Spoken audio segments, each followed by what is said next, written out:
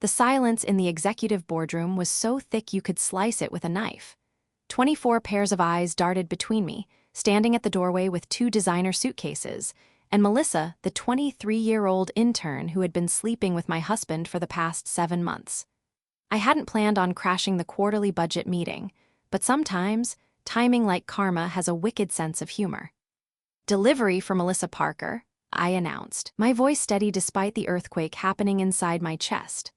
"I believe these belong to you now." I'll never forget how the color drained from her face, that perfect, Instagram-filtered face that had smiled at me so innocently at the company Christmas party while she was secretly texting my husband under the table.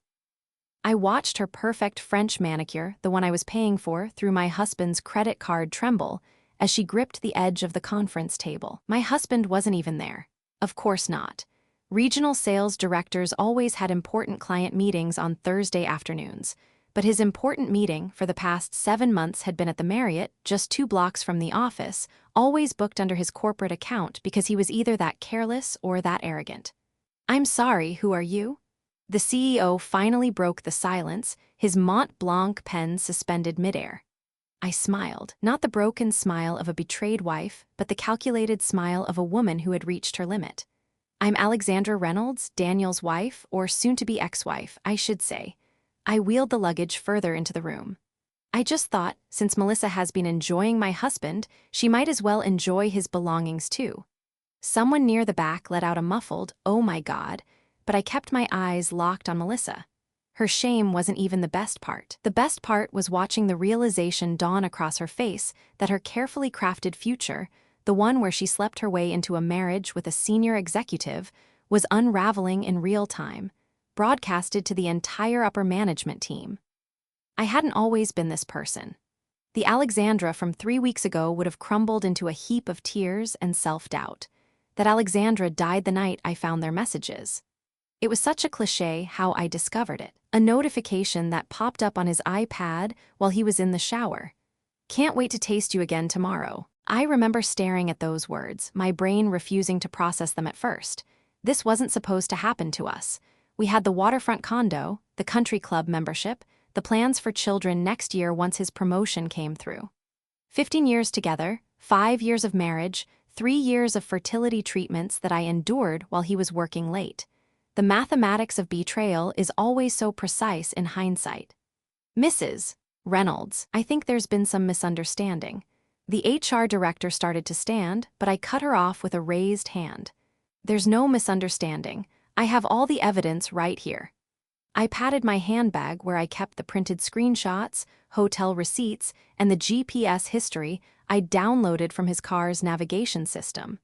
I just wanted to personally deliver what belongs to Melissa now. I unzipped the first suitcase. On top was his favorite cashmere sweater, the gray one I'd given him last Christmas. I picked it up and tossed it to her. She caught it reflexively, horror spreading across her face. "He likes when you scratch his back while wearing this, light touches, not your nails. He's sensitive about scratches showing at the gym." Someone in the room stifled a laugh. It might have been the CFO. I wasn't done. I reached into the suitcase again and pulled out his monogrammed shaving kit. "He needs his special face cream every night or he gets cranky. The expensive one from Switzerland." I tossed it across the table where it skidded to a stop in front of her. "Oh, and he's allergic to shellfish. Breaks out in hives all over, but you probably already know that from all those intimate dinners while I was visiting my dying mother in the hospital." The room temperature seemed to drop 10 degrees. I watched Melissa's throat work as she tried to swallow, her eyes darting around the room looking for an escape route for sympathy, for anything. She found none. "Alexandra," she finally whispered. "Oh, we're on a first-name basis now. How nice." I tilted my head. "You know what's funny? All those nights he told me he was mentoring you.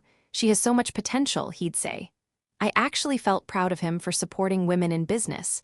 I laughed, but there was no humor in it, just the hollow echo of a woman who had discovered that her entire reality was built on quicksand. The second suitcase has all his toiletries, his medications. He has high blood pressure, by the way, so watch out during those exciting moments, and his collection of watches. The Rolex was an anniversary gift from me, but clearly, sentiment means nothing to him, so why should it to me? I stepped back from the luggage and adjusted my blazer, the expensive one I'd bought for partner meetings at my own firm, the one that made me feel powerful even when my world was collapsing. I've also taken the liberty of emailing your compliance department all the receipts where company money was used for your little rendezvous. The Marriott, the gifts, the dinners, all on the corporate card. I believe that violates several company policies. Melissa's mascara had started to run, black tears tracking down her flushed cheeks. Good, I thought, let her cry. Let her feel a fraction of what I felt when I discovered that the man I built my life around had been building a separate life behind my back. You can't just. This is a place of business, she stammered. So is my marriage, I replied coldly. Or at least it was supposed to be a partnership. But Daniel decided to invest elsewhere. Now he can enjoy the returns. As I turned to leave, the weight of what I had just done hit me like a physical force. My knees nearly buckled, but 15 years with Daniel had taught me one thing: never show weakness in public. So I straightened my spine, pulled my shoulders back, and walked out with all the dignity I could muster. The glass door swung shut behind me with a satisfying click, sealing Melissa in with her humiliation and my husband's belongings. It wasn't until I reached my car in the parking garage that I allowed myself to feel. The steering wheel caught my forehead as I slumped forward, finally releasing the sobs that had been building since I'd packed his bags that morning. They racked through my body like seismic waves, each one threatening to tear me apart from the inside. This wasn't how our story was supposed to go.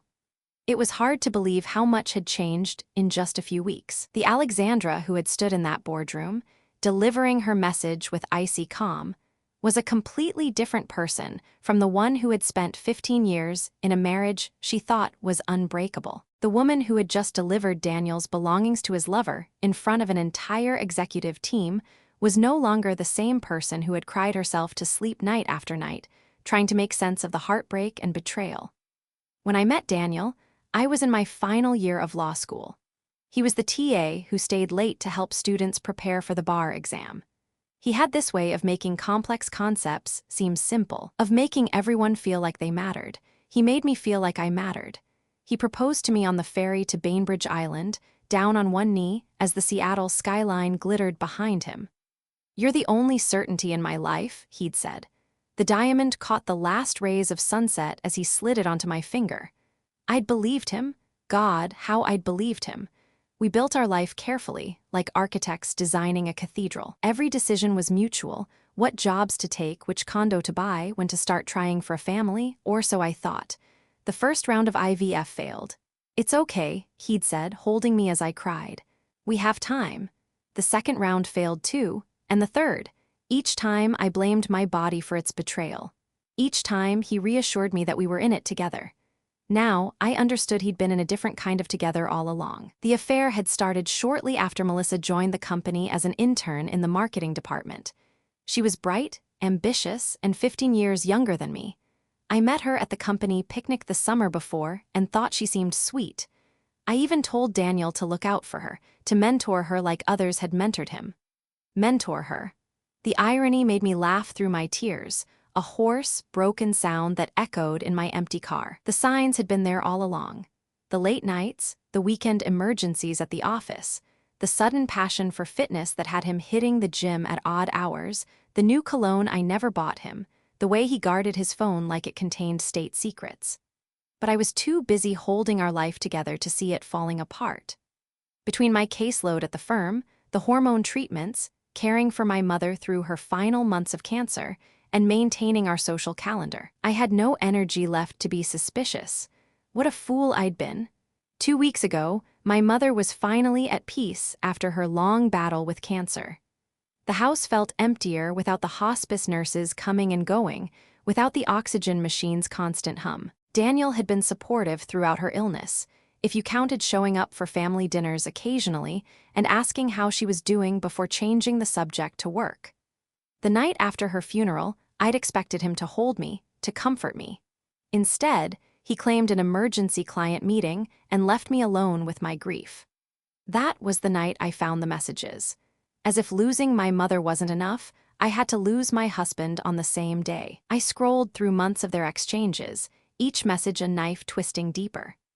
The things he said to her, promises, fantasies, complaints about me and our marriage. He told her I was emotionally unavailable, that I was obsessed with getting pregnant, that our marriage had been dead for years. While I was injecting myself with hormones every night, bruising my stomach and enduring the mood swings, the bloating, the hope, and the crushing disappointment, all for our future. All while I was holding my mother's hand as cancer took her piece by piece. All while I was keeping our home running, our social obligations met, our finances in order. The messages became physical evidence of every moment he'd lied to my face, every I love you that meant nothing, every future plan that was never going to happen. You're the only woman who truly understands me, he'd written to her. When can I have you all to myself? She'd replied. Soon, he promised. I'm just waiting for the right time. The right time, as if there's ever a right time to detonate someone's life. I confronted him, of course, that night when he finally came home, reeking of her perfume and hotel soap. His face when he saw me sitting in the dark living room, his iPad illuminated with their messages, I'll never forget it. Not shock, not even guilt, just irritation at being caught. It's not what you think, he said automatically, the classic line of every cheater in history. Really? Because I think you've been sleeping with your intern while I've been caring for my dying mother and trying to conceive your child. Please, tell me how that's not exactly what I think. He shifted strategies immediately. You haven't been present in this marriage for years, Alex. What did you expect? That's when I knew we were truly over. Not just because he'd betrayed me, but because he was trying to make it my fault. As if my grief, my desire for children, my career ambitions had somehow forced him into another woman's bed. Get out, I told him, my voice deadly quiet. This is my house too, he countered. The house that my law degree pays the mortgage on. The house that's in my name because your credit was too poor when we bought it, I said. That house? He slept in the guest room that night and the next. We existed in frigid silence for days, two strangers sharing a space that had once been filled with love, or what I thought was love. We need to talk about this rationally, he finally said over breakfast 3 days later. People make mistakes. Marriages survive affairs all the time. I looked at him across our kitchen island, this man I'd loved for 15 years, this stranger who could betray me so completely and then expect forgiveness as his due. You're right, we do need to talk rationally. He looked relieved. He thought I was going to take him back. I've already contacted a divorce attorney. You'll be hearing from them shortly. In the meantime, I need you out of the house by tomorrow. His face contorted with disbelief. You can't be serious. Where am I supposed to go? I shrugged. I don't know, Daniel. Maybe Melissa has room in her studio apartment, or maybe one of the other women you've been with can take you in. His face told me I'd hit a nerve. There had been others before Melissa, of course. Alex, be reasonable, he started. I am being reasonable, I replied coldly. In fact, I'll help you pack. That night, after Daniel had retreated to the guest room again, I sat alone in our bedroom and mapped out my plan. If there's one thing being a corporate attorney teaches you, it's how to strategize when everything is falling apart. First, I secured my finances. Joint accounts were emptied, and the funds moved to my personal account. Not all of them, just my fair share. I wasn't going to steal from him, but I wasn't going to be left vulnerable either. I changed the passwords on all our shared online accounts, from Netflix to the utilities. I called our credit card companies and removed him as an authorized user. Next came the evidence gathering. I'd already taken screenshots of their messages, but I needed more. I contacted a private investigator I knew through work, Janet, a former detective who specialized in infidelity cases. I don't need proof that he's cheating, I told her over coffee the next morning. I need proof that he's been using company resources to facilitate it.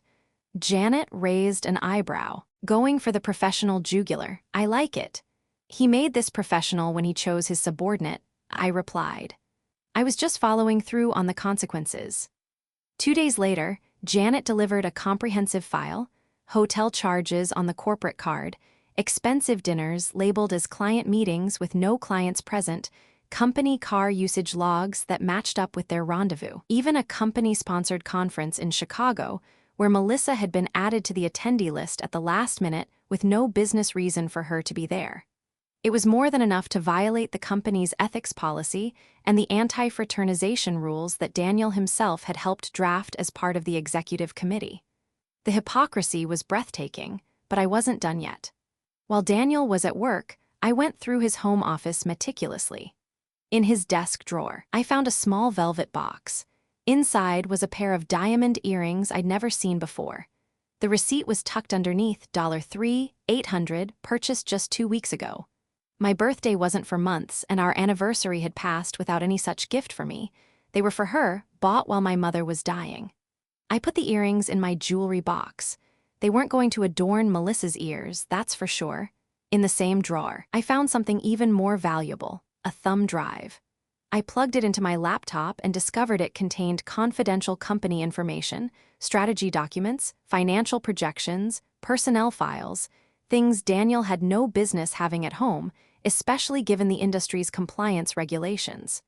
I copied the contents before returning the drive exactly as I'd found it. Insurance, in case things got ugly. By day 3 of my investigation, I had compiled enough evidence to sink both his marriage and his career, but I wasn't aiming to destroy him professionally, at least not yet.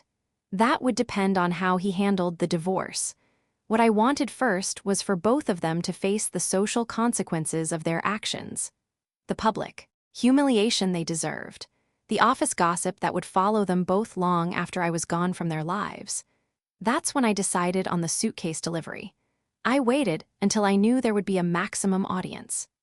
Thursday's quarterly budget meeting would have everyone who mattered in attendance, except Daniel, who would be at his standing client meeting at the Marriott with Melissa. Except Melissa had been specifically requested to attend this meeting to present some marketing data. I knew this because I'd called the CEO's assistant the day before, posing as Daniel's assistant, saying Melissa had prepared some crucial information that should be included. She's been specifically requested to attend in his place. I lied smoothly. It worked. Melissa was summoned to the meeting, leaving Daniel alone at the hotel. A small satisfaction imagining him checking his watch, calling her repeatedly, growing increasingly frustrated as she didn't show up. The morning of my plan, I woke up calm, eerily calm. I spent extra time on my appearance, my most expensive suit, professional makeup, hair blown out to perfection. If I was going to create a scene they'd remember for years, I was going to look damn good doing it. I packed his suitcases methodically, everything neatly folded, organized. His most prized possessions, the things that would hurt him to lose.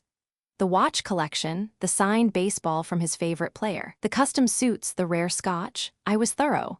This wasn't going to be a half measure. As I zipped up the second suitcase, I felt a strange sense of peace wash over me. For the first time since discovering the affair, I wasn't just reacting. I was acting. I was taking control of my narrative. I practiced what I would say in the mirror, not crying, not screaming. That's what they would expect from the betrayed wife. Instead, I would be composed, withering, the kind of cold fury that burns more than any heated outburst ever could. On the drive to his office building, I rehearsed every possible scenario. What if security stopped me? What if Melissa wasn't there? What if Daniel had unexpectedly shown up to the meeting? But deep down, I knew it would work. Because people like Daniel and Melissa, people who think they can take what they want without consequences, they never expect to be called out. They rely on the social contract, on the assumption that others will avoid confrontation to keep the peace. I was done keeping the peace. I pulled into the visitor parking space at exactly 2:45 p.m. The budget meeting would be in full swing. I checked my lipstick one last time in the rearview mirror, then got out and retrieved the 2 suitcases from my trunk. The security guard at the front desk knew me from previous company events. "Mrs. Reynolds, haven't seen you in a while. Is Daniel expecting you?" he asked. I smiled warmly. "It's a surprise. I'm bringing him some things he needs for his business trip tomorrow." He waved me through without a second thought. Too easy. In the elevator, a young man offered to help with the luggage. "Thank you, but I need to do this myself," I told him. The weight of the suitcases was nothing compared to the weight I'd been carrying these past weeks. The executive floor was quiet when I stepped off the elevator, just the soft hum of the air conditioning and the distant sound of voices from the boardroom down the hall. I wheeled the suitcases behind me, their wheels whispering against the plush carpet outside the boardroom. I paused. Through the glass walls, I could see them all, the CEO at the head of the table, the row of VPs and directors, and there, halfway down the side, Melissa. She was speaking, pointing to something on the projection screen. Her moment to shine. I took a deep breath, straightened my shoulders, and pushed open the door. The seconds after I wheeled those suitcases into the boardroom stretched into eternity. I watched emotions flicker across Melissa's face like channels changing on a TV, confusion, recognition, horror, panic, all in the space of a heartbeat. What happened next was better than anything I could have scripted. The room's atmosphere shifted in an instant. Shock spread across every face as I continued to unload Daniel's belongings onto the table. His things, once so familiar to me, now felt like strange, almost foreign objects as I placed them one by one in front of Melissa. I watched as her face went from pale to crimson, her body shrinking under the weight of her guilt. The rest of the room was in complete silence, save for the occasional shifting in their seats. A few people tried to look away, but their curiosity overpowered any politeness. And there, at the center of it all, sat Melissa, the woman who had thought she could build her future on the fragile foundation of my husband's lies. I tossed another item onto the table, his favorite watch. This one's special to him, a gift from me on our anniversary. But it doesn't mean much now, does it, Melissa?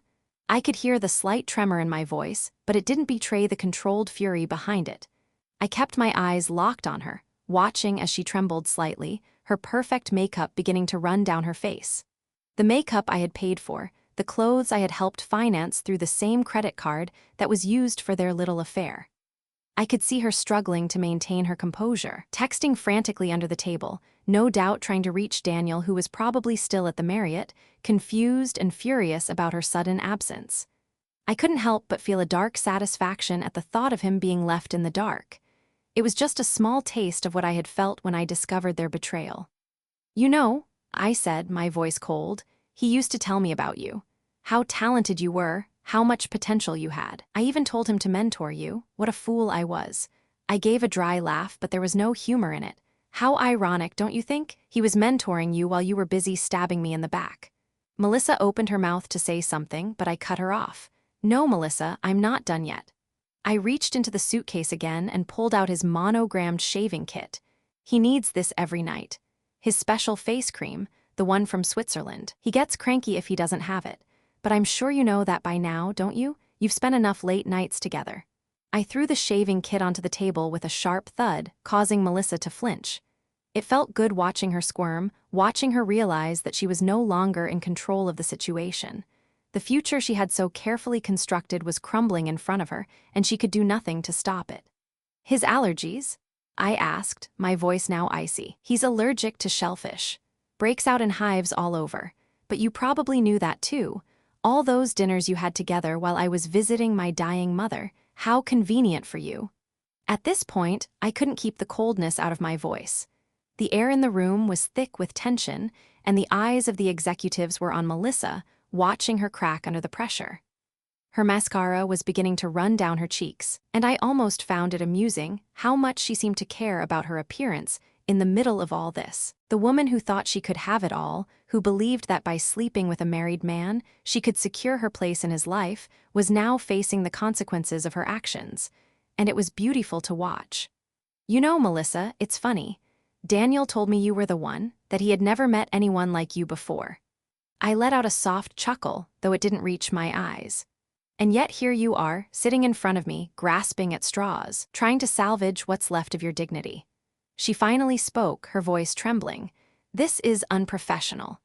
I raised an eyebrow and looked around the room, meeting the gaze of the CEO. "Unprofessional?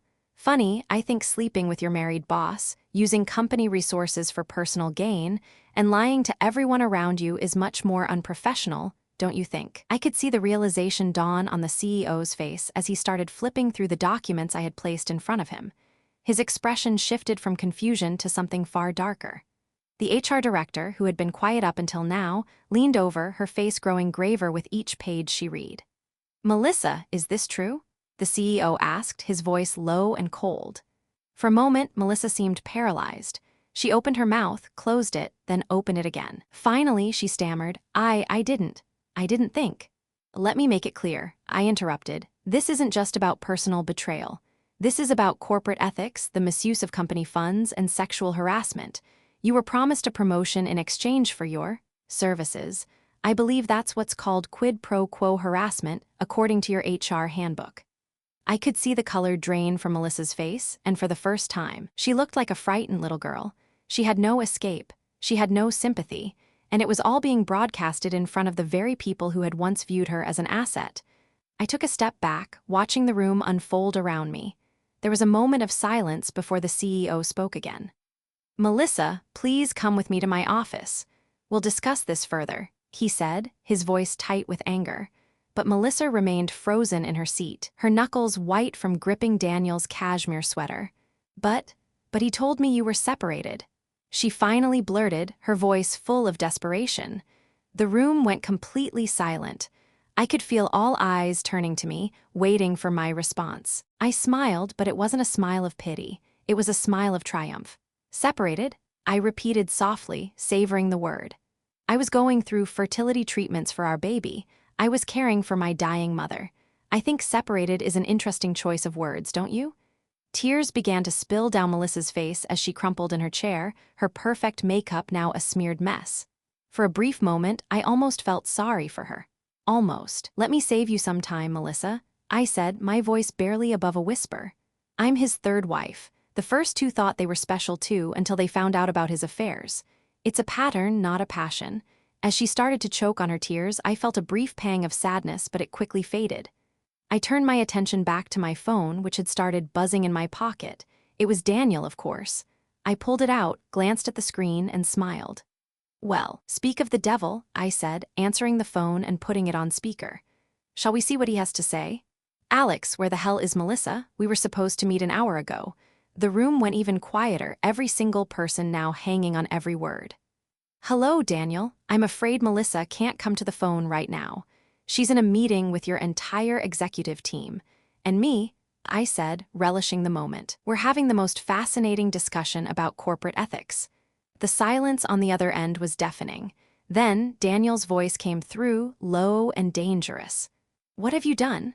I paused for a moment, letting him stew.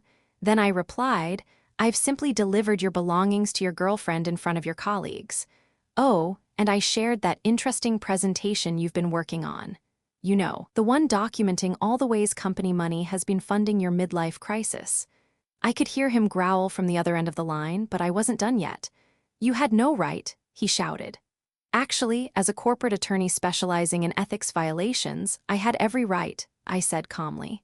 "As your wife, I had every right. As a human being with dignity, I had every right." "You'll regret this," he threatened. I laughed, a genuine laugh. "Daniel, honey, I'm the one with the prenup protecting my assets. I'm the one with evidence of your infidelity and misuse of company funds. I'm the one who still has a job. So please, tell me again, what is this going to cost me?" Richard, the CEO, cleared his throat. "Daniel, this is Richard. I suggest you come to my office immediately." Another long silence. Then the call ended. I pocketed my phone and surveyed the room. 24 faces stared back at me, a mixture of shock and grudging admiration. Melissa sat slumped in her chair, defeated. Janet, waiting to escort her to HR, stood silently by. "Well," I said brightly, "I believe my delivery is complete. Thank you all for your attention. I apologize for the interruption to your meeting." As I turned to leave, Richard spoke up, his voice now quieter, more solemn. "Mrs. Reynolds," I paused, looking back over my shoulder. "This company owes you an apology. What happened here was unacceptable, and we will address it with the seriousness it deserves." I nodded once, acknowledging his words without accepting them. "I suggest you review your ethics training program," I said. "It seems to have some significant gaps." With that, I walked out, leaving Daniel's suitcases behind. I didn't need his baggage anymore, literally or figuratively. In the elevator going down, my phone buzzed again, not Daniel this time, but my divorce attorney. "It's done," I texted her. "Exactly as we discussed," she replied. "Perfect. This should make the negotiations considerably smoother." By the time I reached my car, the adrenaline was wearing off. My hands trembled slightly as I inserted the key into the ignition. I'd done it. I'd faced them both down. I'd refused to be the silent, suffering wife. I caught my reflection in the rearview mirror. I hardly recognized myself, not because I looked different, but because I felt different, lighter, clearer. As if I'd shed a skin I'd outgrown long ago. my phone buzzed with a text from an unknown number. I saw Daniel last night at the Capitol Grill with a woman who looked barely 25. Some things never change. I realized it was from a former neighbor. For a moment, I felt a twinge. Not of jealousy, not of regret, but of pity for this new woman who didn't yet know what she was getting into. I typed back, I hope she delivers his bag somewhere even more public than I did. Then I deleted the exchange, put my phone away, and drove to meet Janet. Daniel's ongoing saga wasn't my story anymore.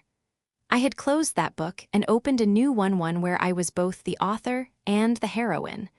Over lunch, Janet raised her glass in a toast to two women who refused to be footnotes in their own lives. I clinked my glass against hers, smiling, and to suitcases delivered exactly where they belong. We laughed, and in that moment of shared understanding, I felt the final pieces click into place. The humiliation I'd once felt had transformed into something else entirely: freedom, the kind that comes from standing in your truth. Consequences be damned. As I walked through my garden later that afternoon, checking on the late-blooming dahlias, I thought about that day in the boardroom. How terrified I had been underneath my composed exterior. How uncertain I had felt about what would come next. But if I could go back and whisper something to that version of myself, it would be simple. This moment isn't the end of your story. It's the beginning of a better one, and it was. It absolutely was. The aftermath had been swift and comprehensive. Daniel was terminated from his position for ethics violations the very same day I delivered the suitcases.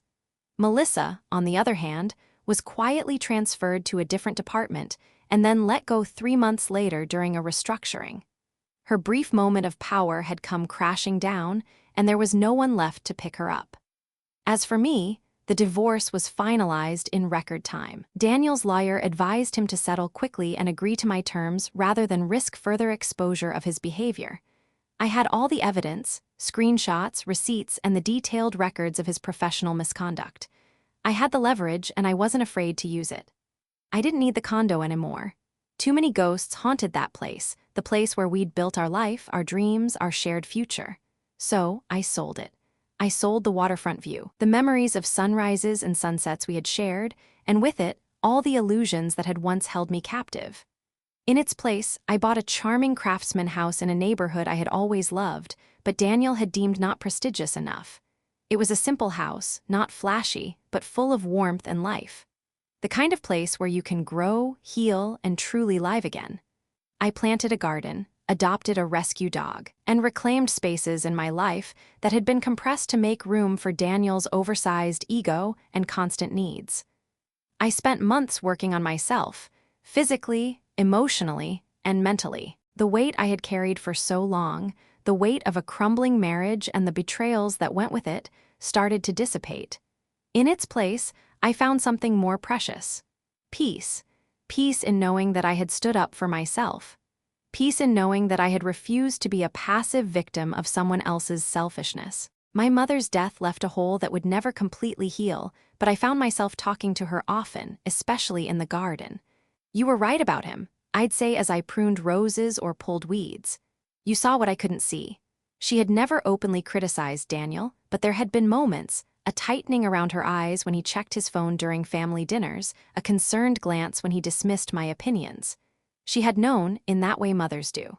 As for children, I decided to pursue that dream on my own terms. I was in the early stages of the adoption process, excited about the possibility of becoming a mother without the shadow of Daniel's conditional love hanging over the experience. The thought of being a mother on my own, to a child who would be loved unconditionally, filled me with hope for the future. In my professional life, I thrived. My handling of my own situation had inadvertently become a calling card of sorts. Companies began seeking me out for consulting on ethics programs and harassment policies. The attorney who walks the walk, one client called me. I embraced the specialty, finding purpose in helping organizations create cultures where people like Daniel couldn't operate with impunity. I had become something I hadn't even known I could be: an advocate, a fighter for those who had been wronged, and for myself. My phone chimed with a calendar reminder: lunch with Janet. Janet, my private investigator turned friend. We met monthly now, comparing notes on our respective fields and enjoying the easy camaraderie that had developed between us. She had been there for me when I needed her most, and our friendship had blossomed into something truly valuable. As I gathered my things to leave for lunch, I caught sight of a small frame on my entryway table, a quote I'd had custom made after the divorce was final. Sometimes the heaviest things we carry are the stories we never tell. I had told my story loudly, publicly, unapologetically, and in doing so, I had set down a burden I hadn't even realized I was carrying. The weight of others' expectations of how a betrayed wife should behave, the pressure to be dignified in my suffering, the unspoken rule that women should absorb pain privately to protect men from the consequences of their actions. But I refused to play by those rules anymore. I had taken control of my own narrative. I had let go of the shame and the guilt, the self-doubt that had plagued me for years. As I walked to my car, breathing in the crisp autumn air, my phone buzzed again. I checked the screen. It was a text from an unknown number. I saw Daniel last night at the Capitol Grill with a woman who looked barely 25. Some things never change. I realized it was from a former neighbor, someone who still kept tabs on the drama surrounding Daniel and me. For a moment, I felt a twinge, not of jealousy or regret, but of pity. Pity for this new woman who didn't yet know what she was getting herself into. I typed back. I hope she delivers his bag somewhere even more public than I did. Then, I deleted the exchange, put my phone away, and drove to meet Janet. Daniel's ongoing saga wasn't my story anymore. I had closed that book and opened a new one where I was both the author and the heroine. Over lunch, Janet raised her glass in a toast. To two women who refused to be footnotes in their own lives. I clinked my glass against hers, smiling, and to suitcases delivered exactly where they belong. We laughed, and in that moment of shared understanding, I felt the final pieces click into place. The humiliation I had once felt had transformed into something else entirely: freedom. The kind that comes from standing in your truth. Consequences be damned. That afternoon, as I walked through my garden, checking on the late-blooming dahlias, I thought about that day in the boardroom. How terrified I had been underneath my composed exterior. How uncertain I had felt about what would come next. If I could go back and whisper something to that version of myself, it would be simple. This moment isn't the end of your story. It's the beginning of a better one, and it was. It absolutely was. It had been 1 year since I walked out of that boardroom, 1 year since I'd stood up, facing down betrayal and humiliation, and walked away with my dignity and strength intact. Since that day, so much had changed, and yet in many ways nothing had. I stood in my new kitchen, the morning sunlight streaming through the windows that faced east instead of west, the view fresh and clear, a far cry from the familiar waterfront view of the old condo I once shared with Daniel. The world outside was still, quiet, as though it, too, had let out a long breath after holding its collective breath for far too long. Everything was different now. I'd traded a life that felt like a carefully constructed facade, one built on lies and misplaced trust, for a life that, while uncertain and at times difficult, was mine to build. There was freedom in it, a freedom that wasn't just about escaping the past, but about finding something more meaningful, more true. I had reclaimed my own narrative, and in doing so, I had rediscovered a version of myself that I had buried for far too long. It wasn't just the house that had changed. The people around me, the life I was living, had all transformed. Janet had become one of my closest friends, and I saw her often, both professionally and personally. We had built a friendship out of the chaos I'd been thrust into, and she was more than just an investigator now. She was a confidante, a sounding board, and a source of strength when the world seemed to be spinning too fast. She raised a glass of wine to me often, a simple but powerful toast. To new beginnings. I had started to believe in that phrase with every fiber of my being. My work was thriving too. I had carved out a niche for myself in the corporate world, consulting on ethics programs, speaking at conferences, and even offering legal counsel to firms struggling with sexual harassment or misconduct issues. It felt like a calling in many ways. I'd always known I had a sharp legal mind, but now it felt like I was using it to make a difference. As for the adoption process, it was moving along steadily. I had made the decision to pursue it on my own terms, not as the bitter, broken woman who had been betrayed, but as the strong, capable woman who had learned to trust herself. Every step forward was a reminder that my future could be full of possibilities, possibilities that didn't require anyone else to validate or complete me. The more I dove into my work and the adoption process, the more I found peace. I woke up each day with a sense of purpose. I had stopped mourning what I had lost. Instead, I focused on what I was gaining. Yet, even amidst all the progress, there were still moments when my thoughts wandered back to Daniel. I tried not to dwell on him, on what he had done or how much he had changed, but I couldn't help it. The past had a way of lingering, like an old scar that sometimes still throbbed in the quietest of moments. One day, while walking through my garden, I received another text from an unknown number. It was brief, but it hit me hard. I saw Daniel at the new marina last night with a woman. She looks just like Melissa. I read the text twice. Then I set the phone down on the garden bench, staring at the message as it buzzed again. Part of me wanted to pick it up, to respond, to feel the rush of satisfaction from seeing him still falling into the same pattern. But I didn't. I let the phone buzz itself into silence. Instead, I thought about the woman in the message, the woman who didn't yet know what I knew, the woman who still believed in the illusion. For a brief moment, I felt a twinge of empathy, but it quickly passed. She would learn, they always did. I had learned everything I needed to know. I had given Daniel the chance to redeem himself, to prove that he was worth the trust I had placed in him, and he had failed, miserably.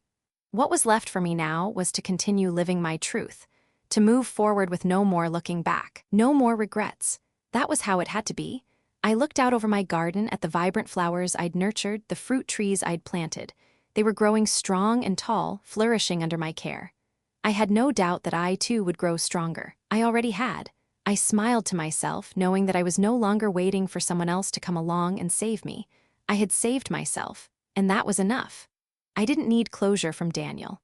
I didn't need his approval, his apology, or his justification. What I needed was to be free, and now I was.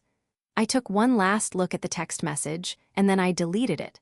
There was no point in holding on to the past when the future was waiting. With a deep breath, I stood up and walked inside, ready to face whatever was next with confidence. And as I made my way to my office to work on another contract for a new client, I felt a sense of calm wash over me. It was a feeling I hadn't known in a long time. I was no longer that broken woman in the boardroom, crying over the wreckage of her marriage. I was the woman who had reclaimed everything that was hers. The woman who had fought for herself, for her future.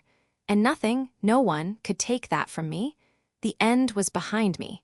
The beginning of my new story had already begun. As the months passed, I began to truly embrace the life I had fought so hard to build. The days blurred together in a rhythm I found comforting. Work, meetings, quiet evenings, and weekend trips to the park with my rescued dog, Sophie. I still spent time with Janet, and we laughed over lunch, comparing the progress we had made in our respective careers. She had become more than just my private investigator. She was my friend, someone who understood the pain I had gone through and who now stood beside me as a pillar of strength. But even as I moved forward, I couldn't deny that a small part of me still longed for the family I had envisioned. I had grown comfortable with my new life, with the independence and freedom, but there was a yearning deep within me, a desire to become a mother that hadn't gone away. I was at peace with my decision to adopt, and the process was moving along steadily, but I couldn't ignore the feeling that a piece of my life was still waiting to be filled. One afternoon, I stood in my living room, staring at the empty nursery I had set up months before. The room was bright and inviting, the soft pastel colors on the walls soothing. It was ready for a child to call it home, to fill it with laughter and warmth, but there was still no child. I sighed, feeling the familiar pang in my chest. Sophie trotted over, nudging my leg, and I smiled. "It's just you and me, huh?"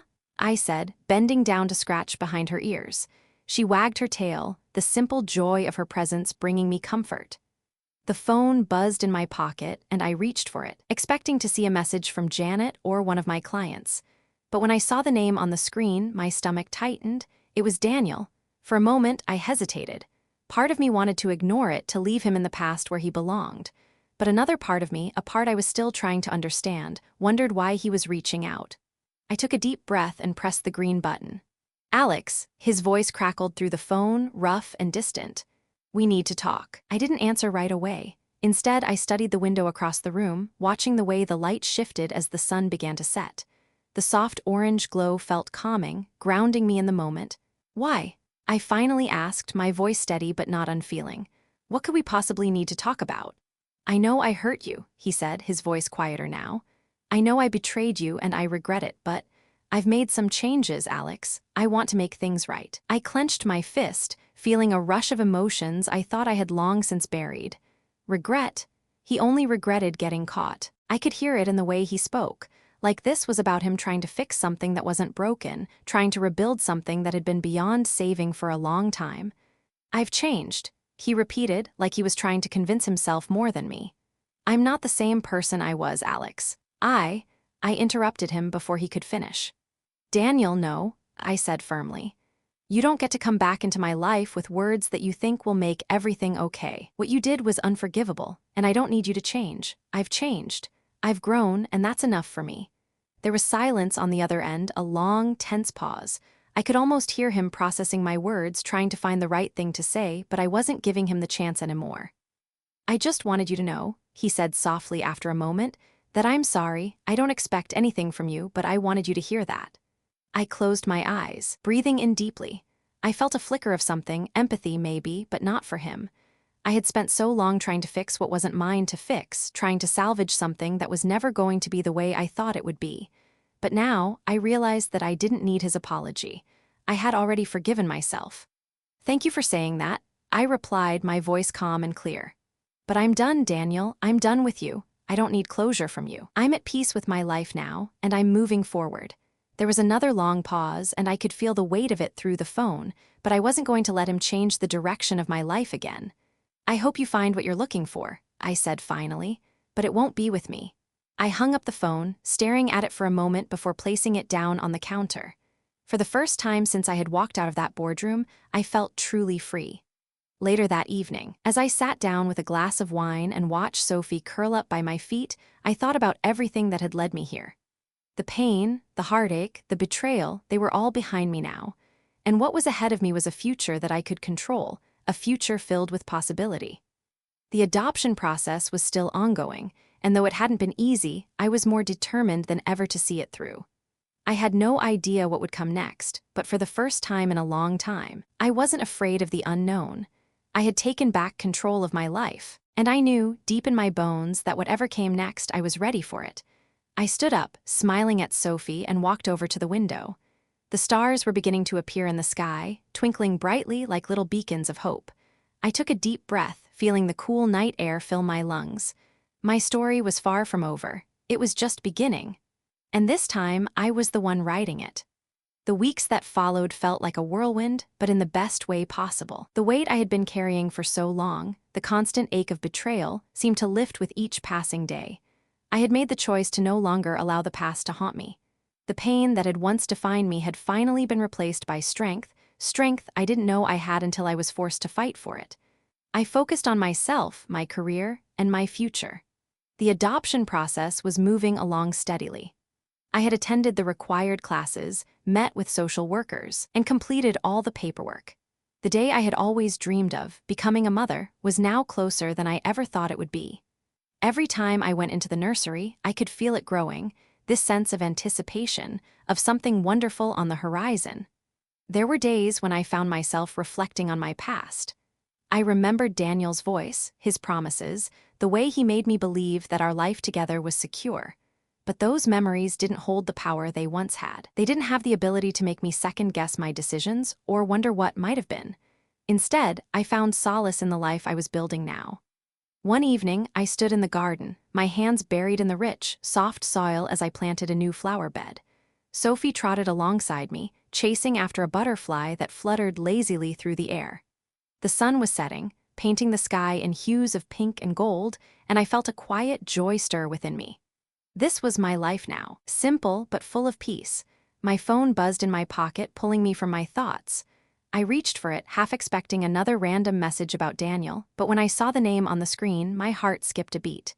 It was the adoption agency. With trembling hands, I answered the call. "Hello, Mrs. Reynolds. This is Emily from the adoption agency. We've received word that there's a child available for adoption. We'd like to arrange a meeting as soon as possible." My breath caught in my throat, and for a moment, everything around me faded. "Yes," I said quickly, my voice tight. Yes, of course, please tell me more. The next few days passed in a blur of excitement, anticipation, and preparation. I could hardly contain myself. The child they were referring to was a little girl, just 2 years old, and the agency believed we would be a perfect match. I spent hours picking out clothes for her, decorating her room further, and preparing myself for the biggest change in my life. And then, the day arrived. I drove to the agency, my heart beating wildly in my chest. As I walked through the door, I felt the familiar nerves rise in my stomach, but this time they weren't the nerves of uncertainty. These were the nerves of someone embarking on a journey they had always dreamed of but never believed would be possible. When I finally met her, I felt the flood of emotions I had been waiting for. She was small, with big brown eyes and soft, dark hair. She looked up at me with curiosity, and without a word, I knelt down to her level and opened my arms. She hesitated for a moment before stepping into my embrace. "I'm here," I whispered, my voice thick with emotion. "I'm here, and I'm never leaving." In that moment, I realized I had never been more sure of anything in my life. The past, the hurt, the betrayal, it no longer mattered. What mattered now was this little girl in my arms and the future I was about to create with her. The journey ahead would undoubtedly have its challenges. There would be moments of fear, frustration, and uncertainty. But for the first time in years, I felt equipped to face whatever came next. I had rebuilt my life from the ground up, and now I had the chance to build something new, something beautiful, alongside this child who needed me as much as I needed her. As I drove home with her, her tiny hand clutching mine, I smiled, knowing that the story I had once believed to be the end was, in fact, just the beginning. The path ahead was uncharted, but it was mine to walk. And for the first time in a long time, I wasn't walking alone. The chapter with Daniel was closed, sealed shut by the weight of his lies and betrayal. But this new chapter, it was wide open, full of possibilities, and it was mine to write. No longer the victim, no longer the woman defined by someone else's actions. Now, I was the author of my own story. And in the quiet moments of my new life, with my daughter sleeping peacefully beside me, I knew I had finally found my peace. The end of one story had led to the beginning of something even greater. My future was no longer a question mark. It was a beautiful, bold, and unbreakable declaration.